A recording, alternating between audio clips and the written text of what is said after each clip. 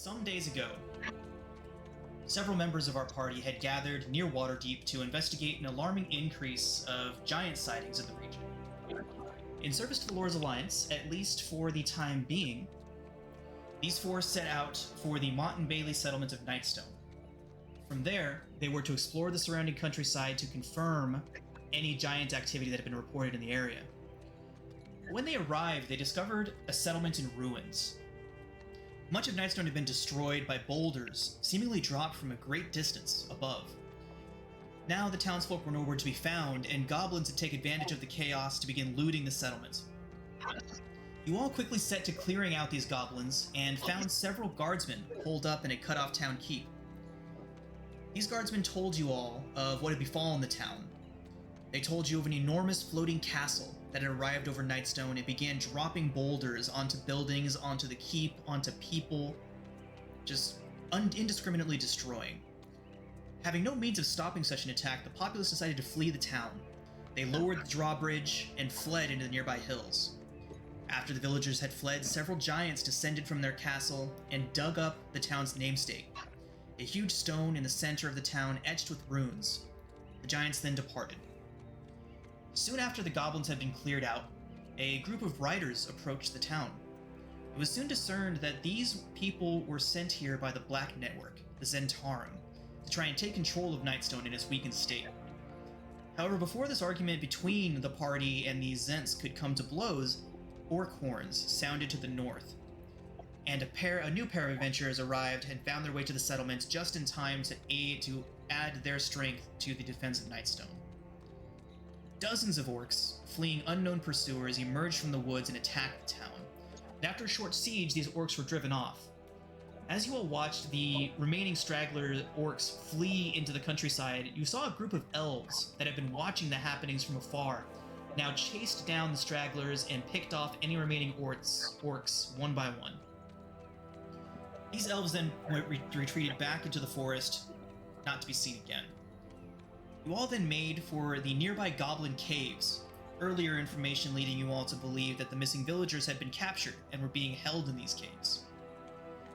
You got to these caves and made quick work of the goblins within, allowing some to escape with their lives before rescuing the villagers and heading back for Nightstone. Soon after arriving back in the town, the party's Lord's Alliance patron, one Cotham Mossblossom, contacted you all via Sending Stone. After hearing of your adventures, she instructed you to head to the North Desserin Valley. The giant threat there had become far too clear, and several sightings in that region had led the Alliance to believe that the giants were planning something big in that area. Having heard word of the group's plan to head north, Lady Daphne Featherstone, the settlements of Nightstone's new de facto leader, asked if you would return the Nandar heirlooms to her cousin in a northern frontier town. The Lady Nandar, former leader of Nightstone, being now deceased, these heirlooms should be passed on to the next in line. You now find yourselves on the road once more, bound northward towards the town of Triboar. That is where we're going to go ahead and catch up with everybody now.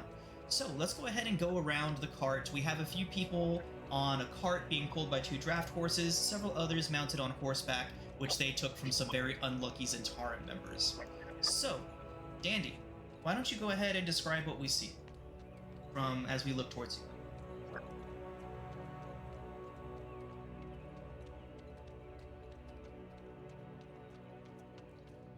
Dandy, you there?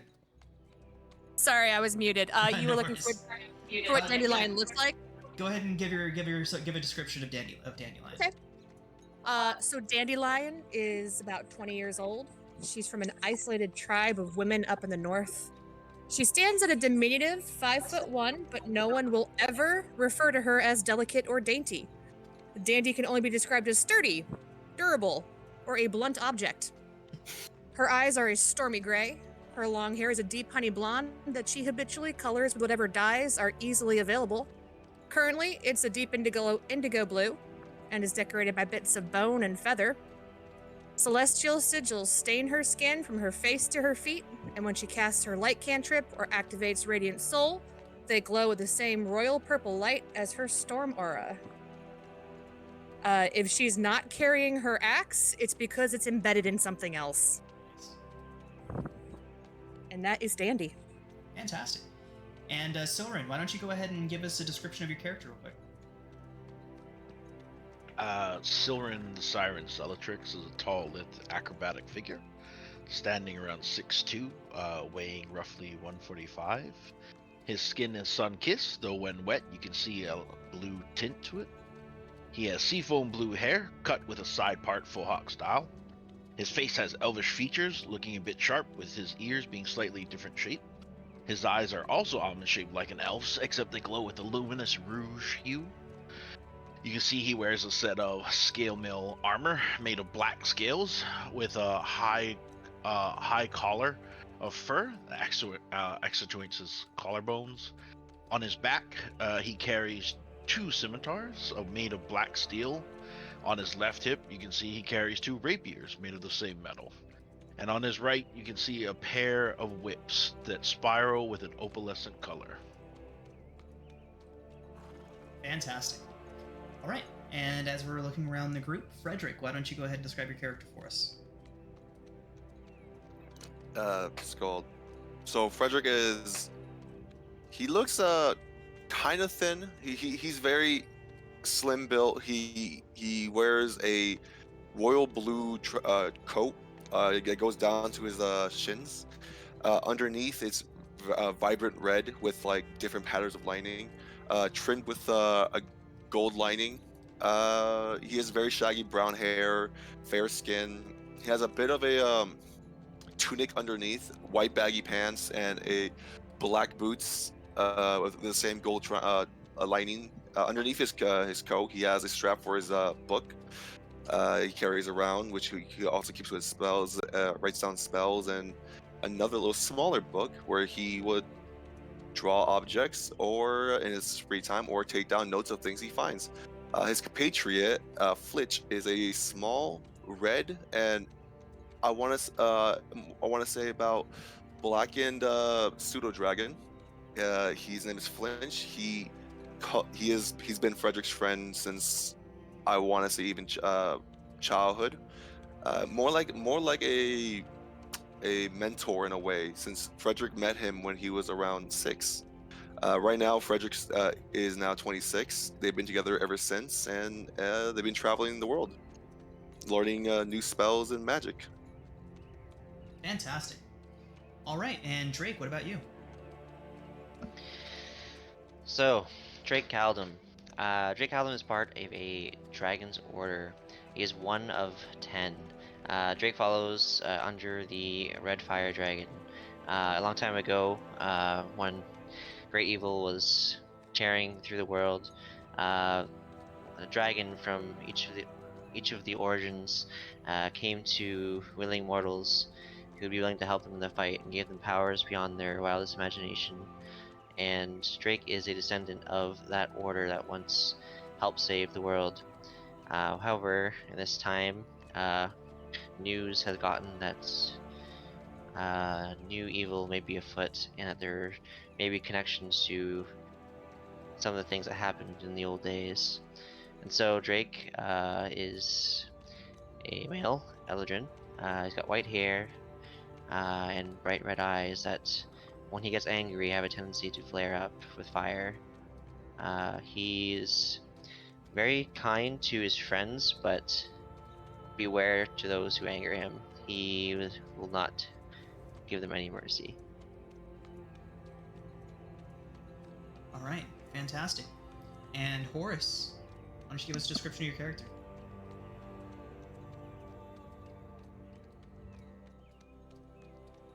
Horus is a giant among dwarves, standing at 5 foot tall. He has a complexion between ruddy and brown.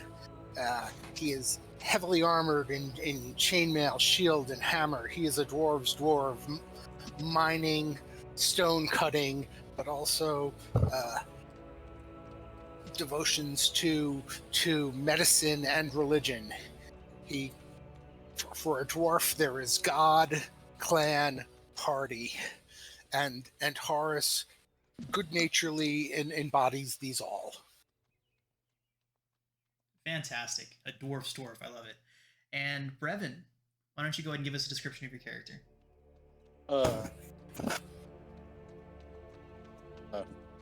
Brevin does not exactly stand overly tall nor overly short at an average height of 5'9". He's about 23 years of age. His eyes most of the time tend to be a pale gray with black hair. He's built rather thinly and formerly was an investigator for the City Watch of Waterdeep until an encounter with something of the undead nature resulted in his current state as a Dampier. If looking, one can sometimes notice the slight hints of fangs on his teeth, and also whenever in utter darkness or when enraged for some reason, or if trying to intimidate someone, the eyes tend to shift to a slightly glowing amber. He tends to abilities that have came with this unwilling transformation as a operative for the Lord's Alliance.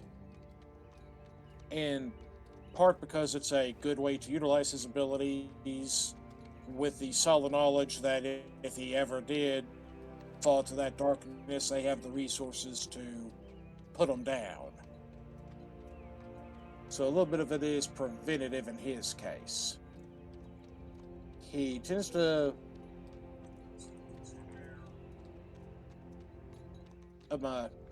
dark colors and dark grays and browns. Not black, because black's almost a little too dark to actually blend in with shadows and the like is easy. A holdover from whenever he was an investigator. He tends to wield a quarterstaff and wears studded leather armor, but he also keeps a couple of daggers about himself just in case he needs them. And he also tends to always carry a Book of Shadows upon him. That is both a combination ritual book and also it's a combination ritual book, journal, and also where he jots down things he's seen and noticed on various crime scenes or incidents. All right. Fantastic, everybody. So, as you guys are making your way away from Nightstone and then north along the high road, it's a beautiful day out. The rain that has been falling over the past several days has finally let up. The sun shines through these large, dark clouds, making sunbeams that shine down onto the hills as far as you guys can see. It's been a pleasant journey so far. You guys have been on the road now for a few hours and have finally turned off of Nightstone's little branch and onto the main high road. As you all make your way northward, you begin to hear what sounds like low voices far up ahead on the trail.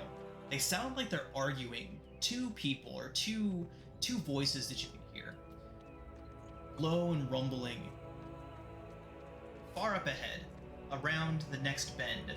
In like 100 feet or so, you'll turn the bend, and you feel like you'll be able to see whatever is making all this commotion up there. What do you guys want to do? See what's making a commotion. Yeah. Yeah. So Go around, because it's not our business. You can't say that. Unless it is our business. Someone could be in danger. He said commotion, not shouts for help. You Sounds never like, know. Sounds like a Yeah. pair of deep voices arguing with one another. Okay. Drake will kick back his horse in order to get it to speed up a bit and start to go slightly ahead of everyone else, issuing them to follow so we can see what's going on.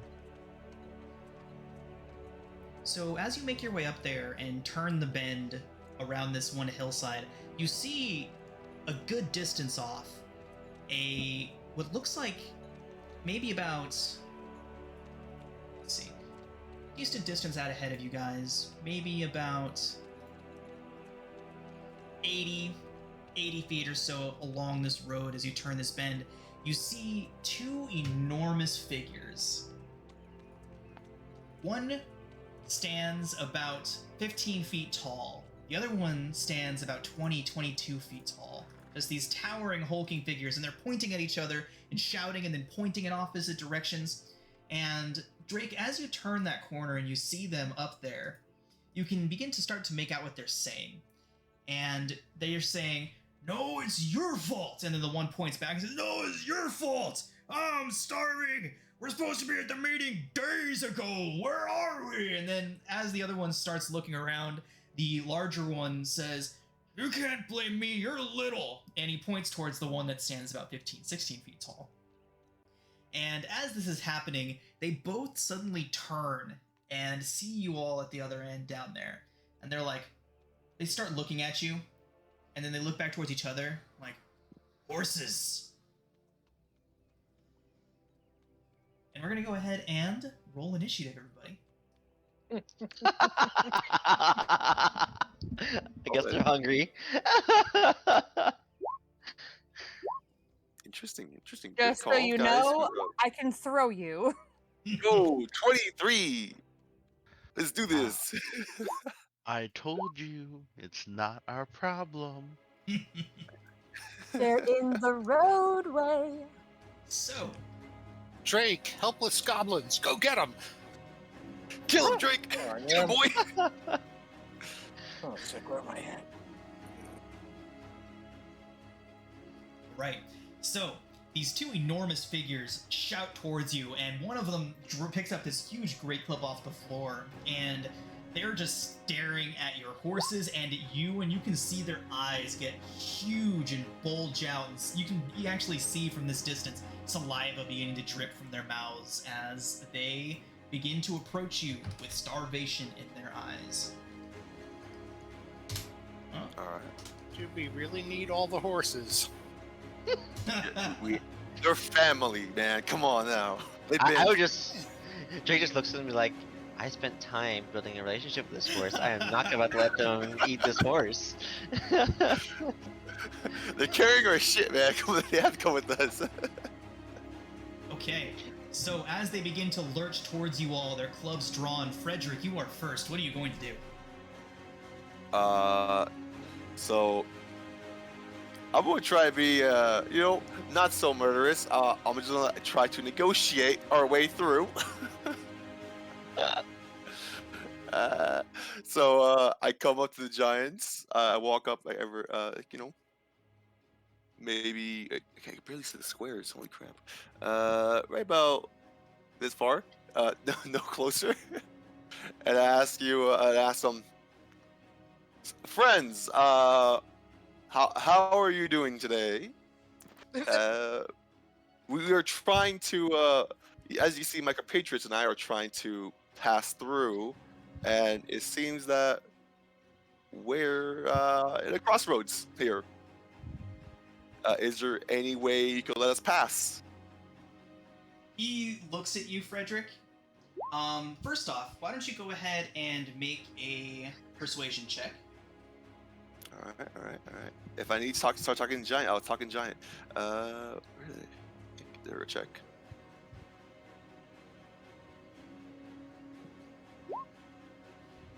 So when you say, like, when you're speaking to him, he says, "Hungry!" and just begins charging towards you. Well, that backfired immediately. No, he's just hungry. Apparently so. All right, Drake, right. give me your horse. Give up your horse, man. We'll say that was your bonus action to make that check there, Frederick. You still have your action. Okay, so I'm just gonna go up to the. All right, I'm just like, okay, wonderful. That's very insightful. Counter argument, and I'll just cast Shatter. All right. So, right between the two. Got it.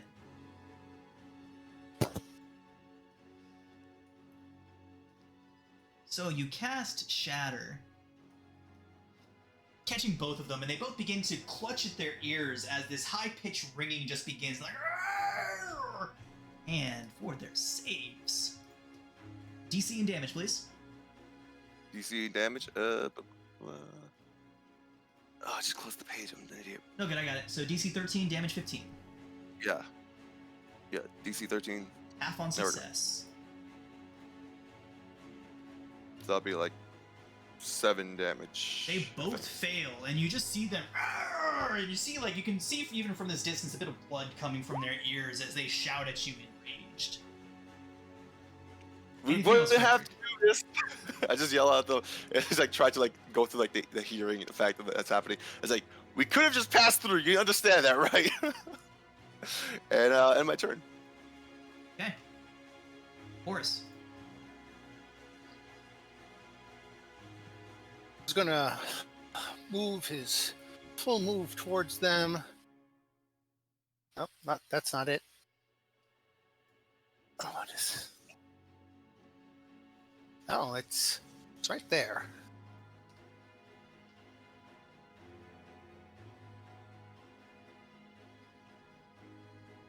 And stand defensively, Okay. Taking the dodge action. please. You got it. All right. Horus comes charging forward. You all can hear his his mail and his armor clinking as he does so, and takes this defensive stance in front of Frederick and prepares himself. Brevin, we're on you. Well, considering the fact I'm going to attempt to snipe off this ogre-looking fella, the one slightly closer, with an Eldritch Blast right quick. Okay. I think that shadowy force that lashed out with a 24 probably 24 hit. is most definitely going to hit. Which one are you aiming at? The slightly smaller one closer to me. You got it.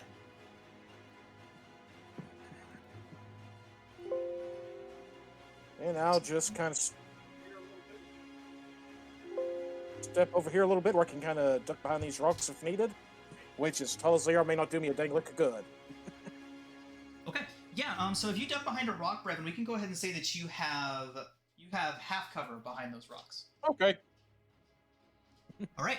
So you see Brevin lash out a hand, and this bolt of arcane energy goes flying forth from him, striking the smaller of the two enormous beasts. You see him stagger a bit and look down towards the wound and look up and you just see this look of anger on his face. And that is going to bring us to Dandy. All right, Dandy's gonna move up with the rest of them. And she's going to yeet a javelin at the big one All right. because it's the big one. What's the range on javelin again? No. 120. 120 30 normal. normal range. So it looks like we're 30 to 120. So I believe you'll be at disadvantage. Yep, but look at that. That certainly still hits anyways. At the smaller one or the big one? Big one, please. Big one. Roll damage. She's not gonna mess with the little one. Okay, are you raging yet? I'm not raging. I'm Okay, sorry. no worries. Okay. All right, so the javelin swings out and it sticks in his belly, and he looks down at it and he's like, "Ugh," and just like whacks it away like you would like a bee sting or something.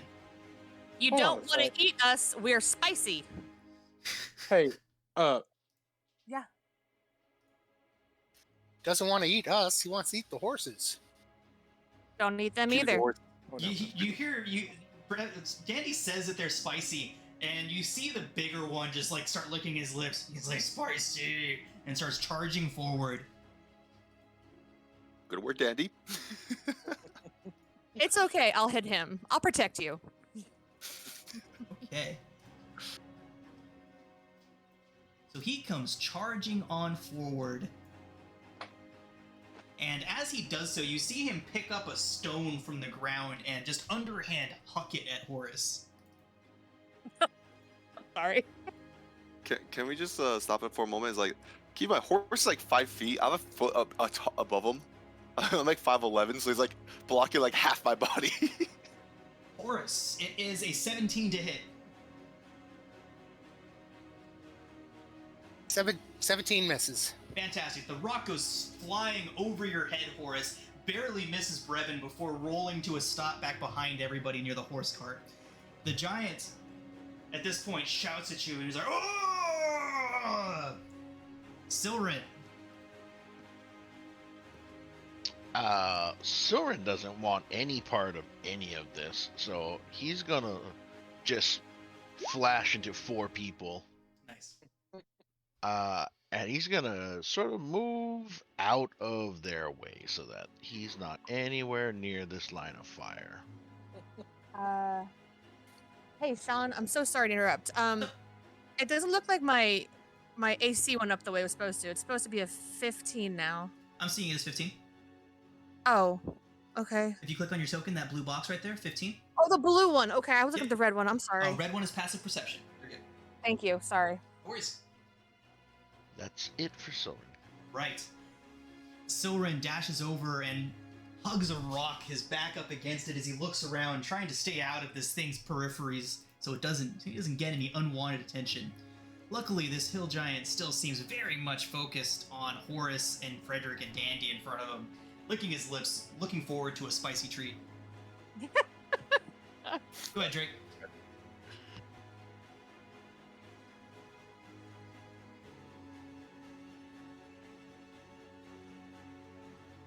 Is he muted?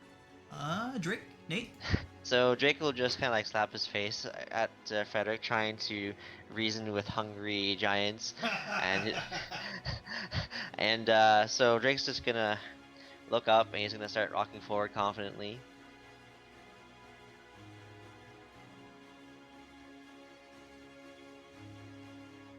Right to here, and he's gonna look at both of them, and his eyes are gonna light up as he casts blindness, deafness. Okay. I'm also gonna twin it, so it's gonna target both of them. Okay. DC? So it's gonna DC 14. One. That's on both of them. Got it. Blinded and deafened? Yeah, so I choose it whether it's gonna be blindness Okay. or deafen, and I'm choosing blindness for both of them.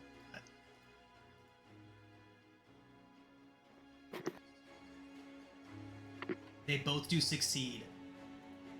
Dang, that's really sucks. Yeah. All right. As they come charging forward, your spell, you see them kind of like blinking their eyes really hard, straining against something, and you see finally their eyes just open wide and they start looking around confused for a moment. All right. That's it for me.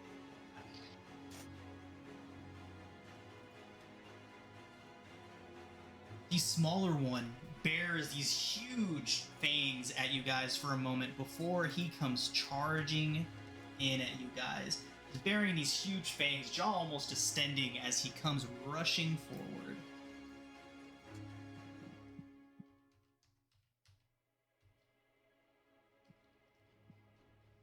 That is as far as he can get. But he is going to pull a javelin off of his back and overhand it right at Dandy. Dandy, that is a 14 to hit. Miss. So Dandy, you're able to just dodge out of the way of this javelin. His movement's completely telegraphing exactly what he was going to do as he comes charging forward, reaching behind him, and then throws this javelin. You're able to anticipate it and just easily dodge out of the way. Can I grab it? As cool as that sounds, that is a monk-specific thing to be able to grab thrown objects. So I have to say no, okay. unfortunately. If it wasn't a Okay, mechanic in another class, I'd be like, cool, do it, but that's a little bit... No problem. Sorry. It's okay. All right. Frederick, we're back around to you. Okay.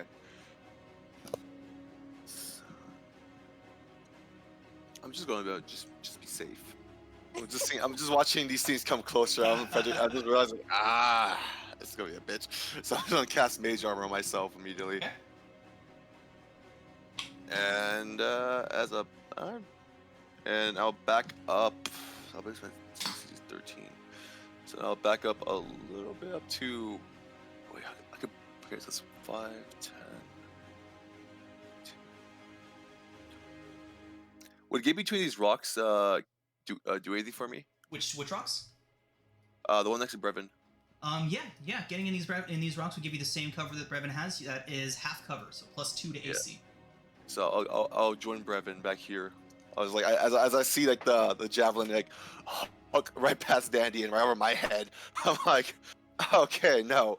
And just like wave my hand, cast Mage Armor, and run to the gap with Brevin. Ah, yes, I can see what a boon you are to the party. Heck yeah! I did first hit. Just keep that in mind. All right. Horus, we're on you. Oh, back to me. Back to you. Frederick has PTSD, remember.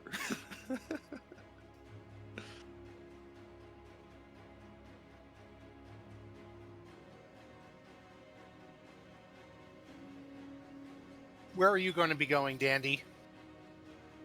Forward with an X. Nice. Totally on brand. Yep. Okay, I'm gonna step up to there. And If only she had a beard, she'd be a perfect dwarf. yeah. Ah.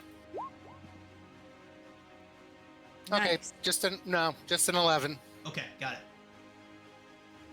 So Okay.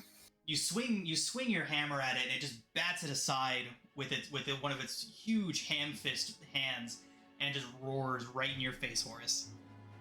Okay, that's it. Right, Brevin.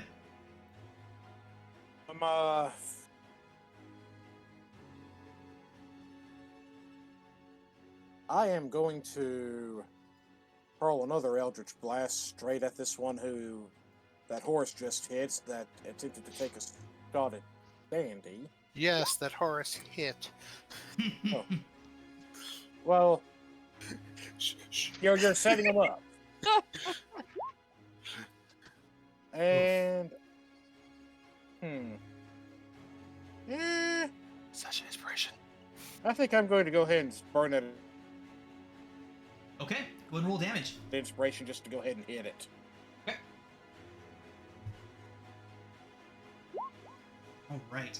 So another bolt of force just crashes into this thing, and he stumbles back. Horus, you can start to see a look of concern. But One thing I do notice, I have the invocation Agonizing Blast, but it's not adding my charisma yeah, it's modifier. not. I thought I adjusted that. I guess it didn't keep. So it should add 4 more damage to it currently. Indeed. Go ahead, and we'll go ahead and make that a 12. Yeah. Okay. Blast strikes him, and you guys can see that he's starting to look a little rough now. All of these burn and scorch marks all over him from all the spell damage he's taken. You can see the blood coming a little bit, trickling from his ears and nostrils. Fortunately for you guys, and maybe not fortunately for you guys, he's too dumb to realize that he should give up. So he is going to continue roaring and carrying on. Anything else, Brevin? I think that'll be it for the time being. All right. Andy. I would like to rage, please. Yes, you would. All right. And I would like to hit it with my battle axe. Okay.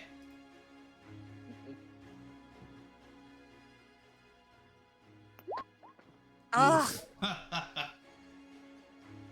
So, Dandy, you rush up, and again, this thing is just swiping its huge hands around, and it just bats your axe away as you approach it. Okay. I don't think there's anything else I can do. Stop. Oh, Damn it. That's Sorry. a Sure, bonus action to rage. Oh yeah, I already used it. All right, All right. then I'm just gonna tell the big one to eat the little one. You see him kind of crinkle his nose, and then look towards the horses, and then back towards you. And then he's going to charge forward with his club drawn. And you see him run forward and take a bit of a running jump up into the air, and he soars butt first at Horus. Horus, it's a 14 to hit. 14 Oh, misses. wow. Thank God. He crashes into the ground. Horus, you can move to any spot within 5 feet away from him that you would like to. I'm fine. Well, he's landing in your space, so. I'm moving. So you guys see him leap into the air and just come soaring with this enormous back end down. He strikes, and this huge cloud of dust erupts all around. You don't see Horus for a moment. The fear comes in that he might be somewhere underneath that giant ass. But as the dust clears, you guys can see Horus wiping the dust off of himself, narrowly having missed being crushed under Giant. That is going to bring us to Silverin. The Giant is prone. Oh, it is prone.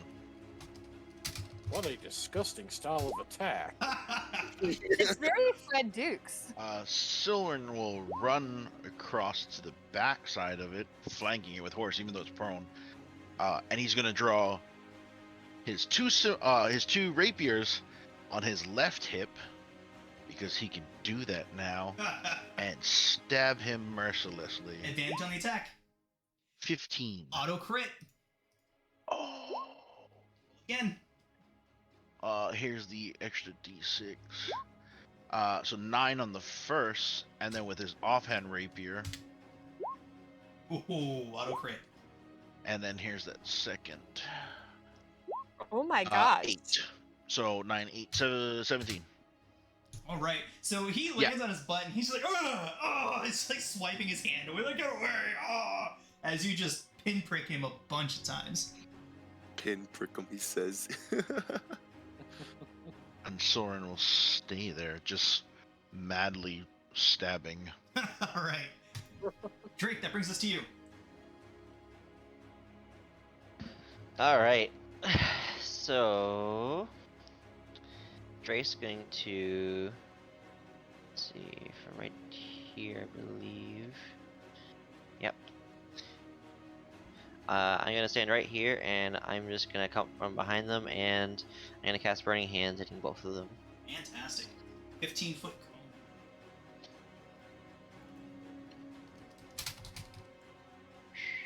Dex save, DC, and damage, please. Yep, it's coming. If he's prone, does he automatically fail the saving throw? Oh, well, that's wait, what? Why did it say lightning lure? No, it's supposed to be Burning Hands. Does not. Where's... If you want to just check higher up in the chat, the rules for prone is there. Alright, thank you. No problem. I don't know why it just gave me lightning lure. It should have been Burning Hands. There's something wrong with the macro. It should be rolling Burning Hands right now, but it's rolling lightning lure instead. Okay. 1 second. If this doesn't work, we'll just do it manually. Yeah. A lot of times with the token action maker, we've got to delete things after a level up, so that's probably what happened here, but just to be sure. That's possible, because there's a spell that's currently in my spellbook that shouldn't be there right now. Yeah.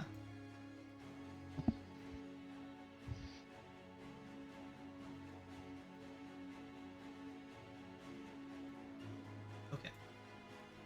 The APIs did crash, so just one moment, everybody.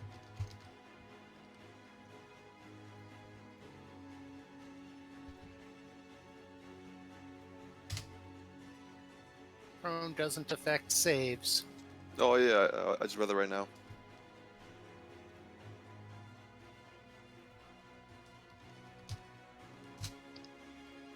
If it's a dex And save, we then are we taste almost pain. back to it. Go ahead and try again. Damn. Okay, we'll do it manually. I'll look into that after. Don't want to spend too long on it. So, lightning Burning Hands is a dex save, 3d6. Thank you, sir. So, what does it look like when you cast Burning Hands there, Drake? So Drake will just kind of flick his wrist up, and as he does, the fire will erupt from his hand, as like the image of a dragon appears, and the fire just erupts from him and just towards them. Okay. You see 14 for 5, or for what was the fire? For 5 fire. Wow, that is really... I'm gonna use a sorcery point to empower that, because that is a ridiculously low roll. Okay.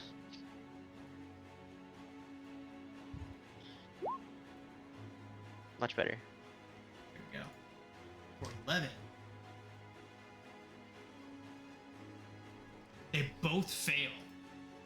And and you can see the one in front of you just absolutely gets coated in flames. Dandy, he disappears behind a wall of flame for a brief moment. The other one, still scorched, is kind of just like patting at his thighs and his legs that are all alight with fire right now. See, he's spicy. After that, Drake will just bide his time. Okay. Drake, the ogre turns around, singed flesh all around. Half of his face is badly burned. You can see he is not doing too hot, but he does turn around, and you hear him, and he raises his great club against you, Drake. Okay. It is a 24 to hit. Oh shit. That is a good roll. That would hit. 14 bludgeoning you take. Alright.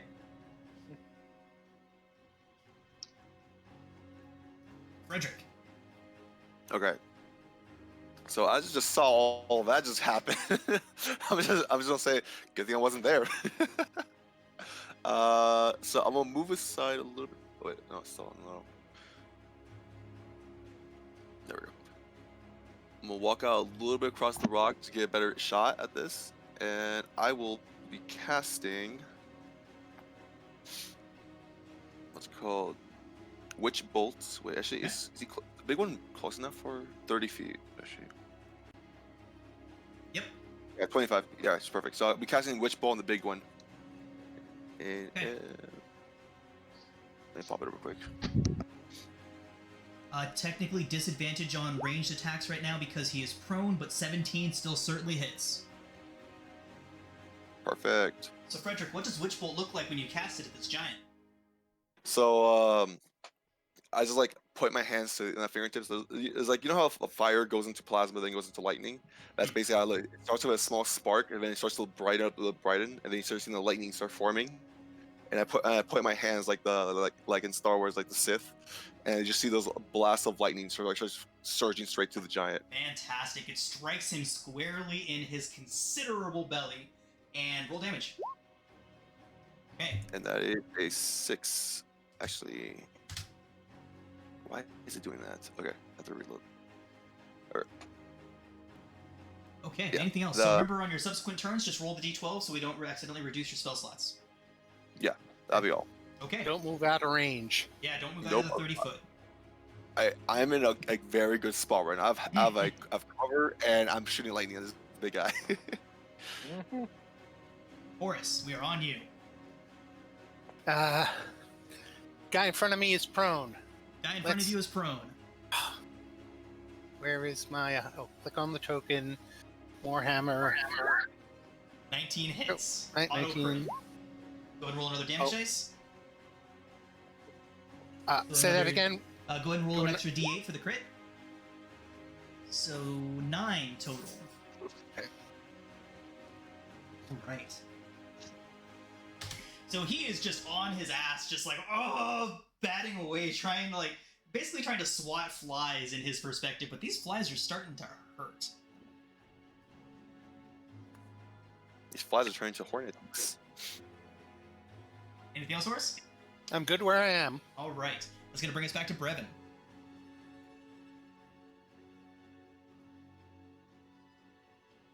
Well, I suppose I will do the usual Song of the Warlock and use that agonizing blast and throw an Eldritch Blast at the ogre.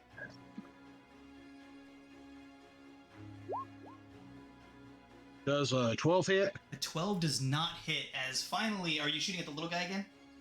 Yeah. Okay. A 12 does hit him. Okay. So again, he turns towards you and just takes another blast towards the chest as he hears something muttering, and he is looking real rough, guys. And again, that doesn't have that added charisma modifier on that. Like 4? Oh. Yeah. Brevin, as this bolt strikes him in the chest and he looks down and looks towards you and he pats out a little bit, looks confused, boom, just falls over flat on his side.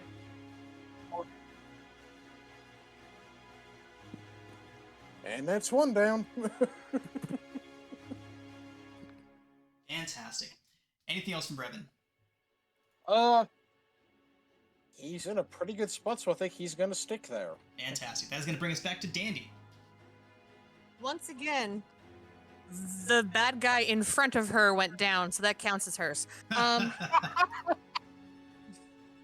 She's going to turn, step on the dead one, and you like jump off him to battle axe the big one. Nice. You Okay. have advantage on the roll because he is still prone. Excellent. Oh, come on. 13 hits. Oh, it does? Oh, good. He is a big boy, hard to miss. Oh, I meant to rage. I'm sorry. I forgot to rage. You're already raging, so you're good there. Oh, okay. You can Okay. activate your Storm Herald as a bonus action whenever Yes. you want to. Yes, I want to activate that bad boy. Fantastic. So your 13 does hit. You can roll your damage dice again. So you get to you roll a d10 and add that to the damage. Add it. Just roll a d10? Yep, just roll a d10. Nice. So 11, 12, 13 from that. He is just like holding his hands up over his face and you're like, oh, like, you know, if he was a little bit smarter, he might be contemplating his life decisions now, but right now he's just confused. I'm just yelling in the background. We could have avoided this. You could help. I am. I'm holding him down with lightning. All right. Dandy, are you going to use your Storm Herald? Yes. Go ahead and roll that Okay. d6. Boop. He fails the DC 11 dex save as the lightning just crashes down on him and he just roars out in his confused rage. Anything else? Nope. Okay. He finally puts a hand under him and lifts his considerable bulk up to his feet, and he is just looking around with his great club like, oh. You guys know the score. He is a big dumb, and there are 3 good targets in range. Who wants the D100? We'll do low first third Silren, second third Horus, last third Dandy. That is the second third. Horus, you're just getting bad luck on this, man. I'm sorry. Man. Sorry, Horse. Great club to hit Horus is a 14 with the first hit. The second attack Horus is another 14. 14 misses. Right. These are some big misses for you guys. Okay. So he is just wildly swinging around, and the closest hit he gets is to Horus, and Horus just expertly ducks out of the way, knowing that giants are the big dumb and easily avoidable. That is going to bring us to Silren. Soren's just gonna keep up his massive storm of stinging blades, because there's 4 of them, and they're all spinning like whirling dervishes. Oh, I don't think that hit. Nuh-uh. No. He'll use his bonus action to also strike him. 23 definitely hits. He will also add a flourish into that. 7. Okay. I will use the defensive flourish to increase his AC by 3. Fantastic. Good call. If he gets another turn, it's going to be bad. Yeah. All right. Anything else from Silren? No, that's all for Soren. Okay, that's going to bring us to Drake.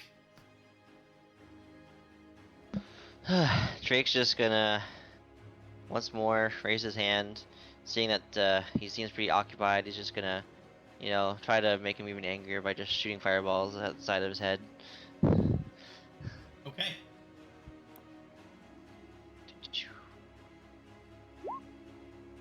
Ten is not going to do it. Unfortunate. That'll be it for me. Okay. So as the fireball just sails towards him, he just like defensively ducks, like kind of just cowering from it, just gets super lucky, and it just barely grazes the patchy hair on his head.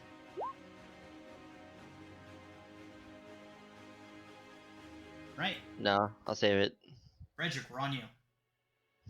Awesome. All right. All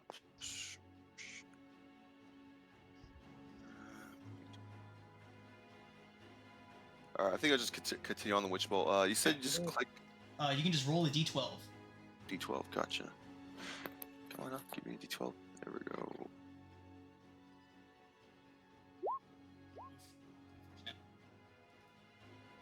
Two damage. Damage is damage. Exactly. Keep on moving. Keep on adding it up. Exactly. Anything else from Frederick? No. I think if I do anything else, I'll dispel the witch bolt. The witch bolt is concentration. Mhm. Either way. Okay. Any other action? Okay. Yeah. It's gonna bring us to Horus. Am I considered flanking with Solren? You are indeed. That's Warhammer. Warhammer indeed. Unfortunately, the Yeah, 10 does not hit either. Okay. No worries. I'm good where I am. Okay. Brevin, back around to you. Well, time to just blast this fella again. Oof, that He did not is work. just like holding his great club up over his head, like trying to bend off all these blows from various locations. Kind of like a grown, like large adult fending off a swarm of tiny children. That's what this is. What this equates to here. He's like trying his best to defend, but there's just so many of you that he is looking quite rough now. But the club just happens to be directly in the line of your Eldritch Blast and strikes that, bonks him on the head on the backswing a little bit, but his thick skull doesn't seem to notice. That 2 damage looking a lot bigger now, huh? Right, Brevin. Anything else? I just lower my staff and stare at it like it has betrayed me. Okay. That is going to bring us to Dandy.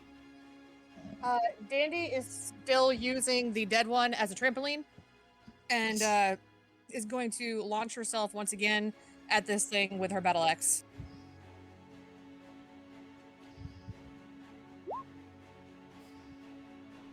Bleh. Everyone's just missing all of a sudden? Lots of misses happening here. Okay, Dandy. You bounce off, but your bounce sends you wide, and as you swing, you barely miss him. Oh, Anything else, Dandy? Mara. What? Storm aura. Zap zap. Oh, yeah, absolutely. Excellent. DC 11 dex save. He does succeed this time, taking half, rounded What? down to 2. Okay. What is happening? Okay. He finally gets his senses about him a bit, and he's looking around, and he is just going to take a swing at the last person that hit him, which is Dandy. Bring it. Andy, he crits you. As you scream, bring it, right as the club just connects squarely with the top of your head. Driving force, just enormous force, strikes into you. You take... Oh, what is that, Horus? Oh, Oh, nice. Let's roll it. So that is already reduced, so the total damage, Dandy, is 35 from that crit. Reduced by 5, and then halved. So 30 halved from your raging down to 15. Awesome.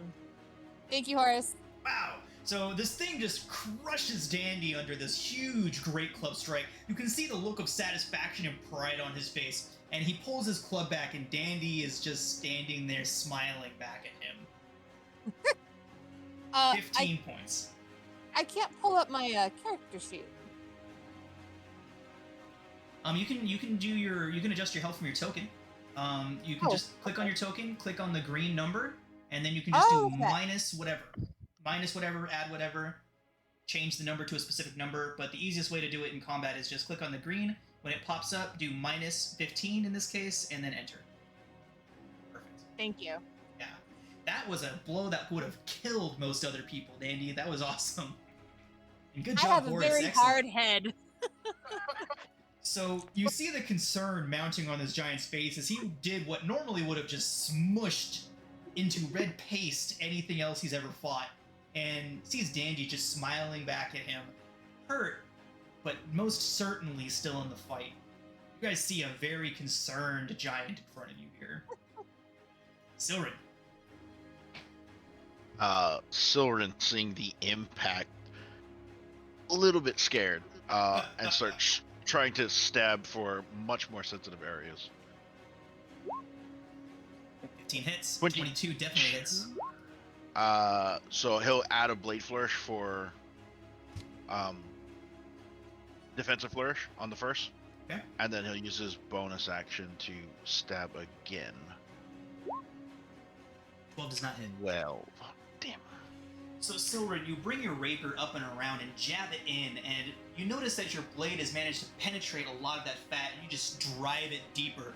Instead of annoyed, now you get a roar of real pain from this thing, as it just grasps where you pulled your rapier out of, it just turns and just... Anything else? No, that's Silver's turn. Drake. Drake, a little annoyed that the giant was able to dodge his attack just by putting a club over his head. Starts to get a little bit of fire in his eyes this time, as he once again looks at the giant and is just like, enough, die.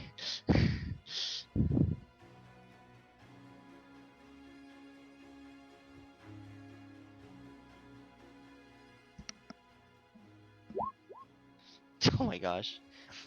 Have you, You know used what, that spell yet? Yeah, I'm gonna just use it now because I want to hit. Oh, Re. no. So he looks towards you and sees it, and he looks very concerned. Your firebolt strikes out and strikes him squarely in the forehead. He jumps back a little bit, rocks on his feet. He's, 3 points of damage. That'll be it. Okay, it's gonna bring us to Frederick.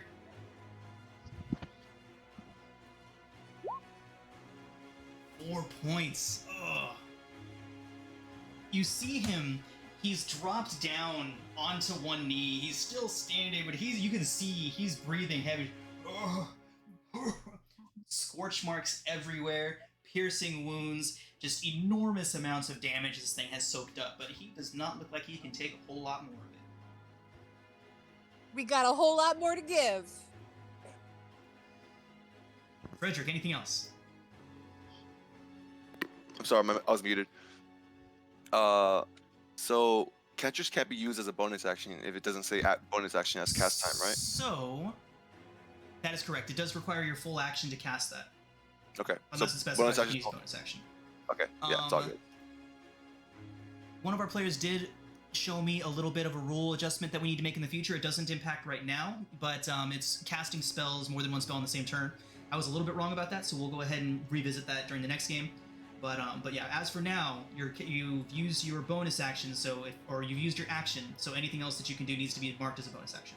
Yeah. Okay. So that'll be all. I'll just bring down the lightning, just 4 damage. It's all good. Better than last time. But you know what? So far, I'm the top fighter in this fucking group. Right. Horus.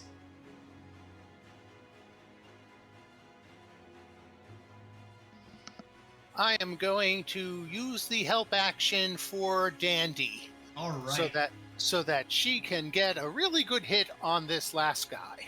Dandy, you have advantage on your next hit. Here it comes. Thank you. Don't miss.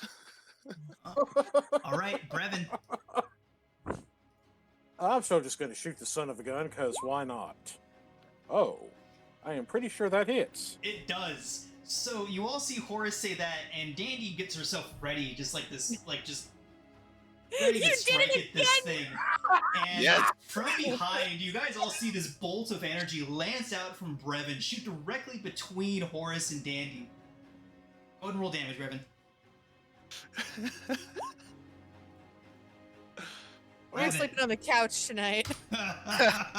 Okay, so 4 plus 7 plus my 4 for the charisma. Yep. So, 11, 14. Brevin, how does it go down? Yes.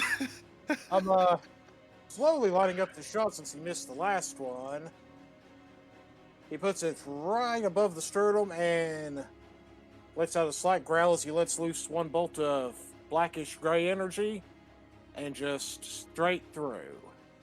So you see it strike him, and he pauses for a moment, and just you see him vibrating, and the bolt from Brevin is burning deeper into him until his eyes just go wide, and you see the bolt streak out behind him.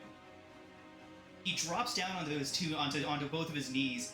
Brevin and Dandy, Horus and Dandy have an excellent view of the perfectly bored out hole straight through this dragon into the countryside. as it drops over and dies. Counts as mine. I look up Brevin is like give like a high five. Can I hit it with the axe anyway? You can, of course. Roll an attack with advantage. She misses. Dandy misses. She misses. He I made made me the miss. I made the barbarian so mad that her rank did not help her. Oh my god! I was just saying a joke. I can't believe you missed. Still counts as mine. Brevin yells out as he hides behind the rock.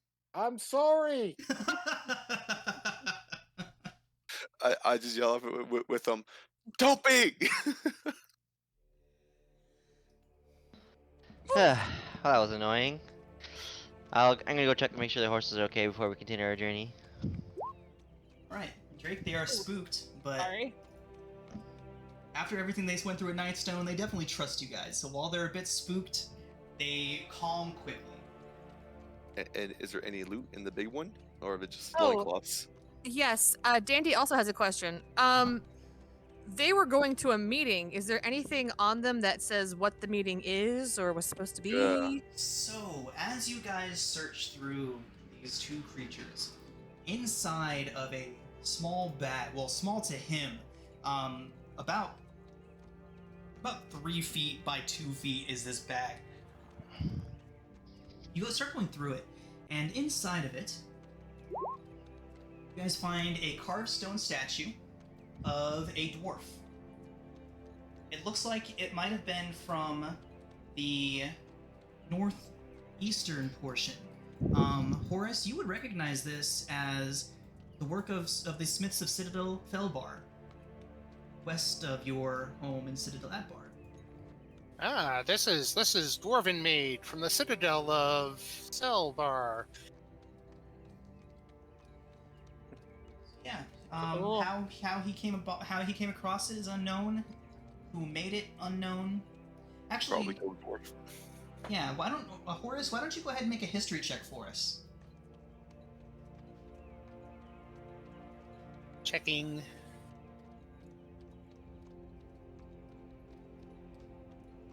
Brevin is looking at it and he just asks, do you think he thought it was an actual dwarf and was carrying it as a snack? It does appear to be not on. Oh my god. I think yes. I mean yes.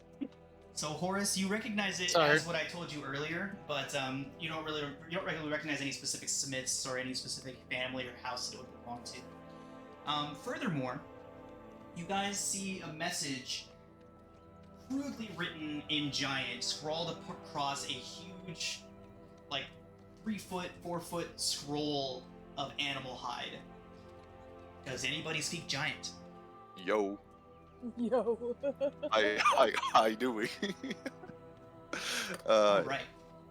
I'm just like I just pull I like flap it out a little bit, try to get out like any muck or grime off of it, and just start squinting at the words. Okay. They are very crudely drawn. Even though you speak giant, it still takes you a couple minutes to determine all of this. Would you guys say that having all of this, would you guys have been would have set back onto the road by now? And it'll take Frederick a little while to read all of this. I just look at it and under my breath, it's like, God damn giants, and just like trying to decipher these words. Sounds good to me. Right. So you guys hit the road back northward. And after maybe about an hour or so of Frederick just poring over, it's really just like 5 symbols, but they're so crudely drawn that deciphering them is hard. But eventually, you come out with a few words. It says, "Big meat, blood hog, everyone come." I just like look at this like, okay, I think I got it. Big meat, rug haul, everyone come. either they're having a party and it's a feast. I do not know. This is the worst giant I have ever seen in my life. Frederick, As with he's your a- knowledge of giants, the fact that the hill giant even had language on him is impressive. And hill giants are very dumb. So, like, it's even up in the air if he could even read this. I'm just like trying like my hardest. Like there has to be more to this. Like just like I'm just getting actively frustrated how dumb this is. To the point where it's like Frederick is like he's been through a lot of things, and this is just really dumb. So he's like there has to be like a hidden. This can't be like he's just flipping it around. Like there has to looking for like through the seams. Like there has to be more to this. This is so dumb. Frederick, Yes. Do you think that creature we fought had the cognition to perform any trickery? That's a very fair point. Yeah. Okay. At this point, I don't think that thing had enough cognition to count even his fingers. So I just like roll it back up and it's like, that's it. Yeah. Don't assume malice when stupidity's an adequate explanation. That's amazing. That's like a life motto right there. For reals, man. It's like Frederick's like looking at us like there has to be more, but it has to be like a secret message behind this. This can't be this. It took me an hour to cipher this. My gods. So after a good while on the road, you guys are making excellent time. The crossing from the Desarin River is far easier than you remember it. The bridges constructed now far more efficiently, and you guys are able to cross the Desarin River without issue. And after a full day of travel out on the road, you guys begin to see light on the horizon. It's getting dark now. The sun is set, and the only reason you guys pressed on is because you knew that you were close to an excellent resting point. And you need to see lights on the horizon. Even though the sun is setting, it's almost like a second sun rising to the north. And you come up over a rise, and many of you, for the first time, get a glimpse of the towering spires and seemingly endless metropolis that is Waterdeep. I was like, you see Frederick look back at them, it's like Wow. sink in his seat, like, ugh. Look at Sure. her.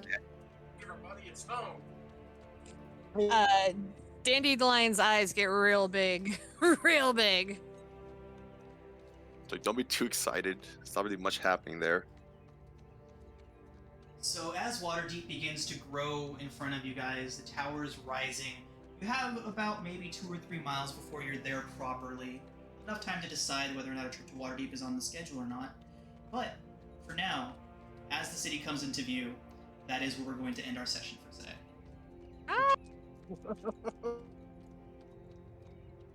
That was a fun. Okay. Good game, all. Indeed, Heck yeah. excellent game, everybody.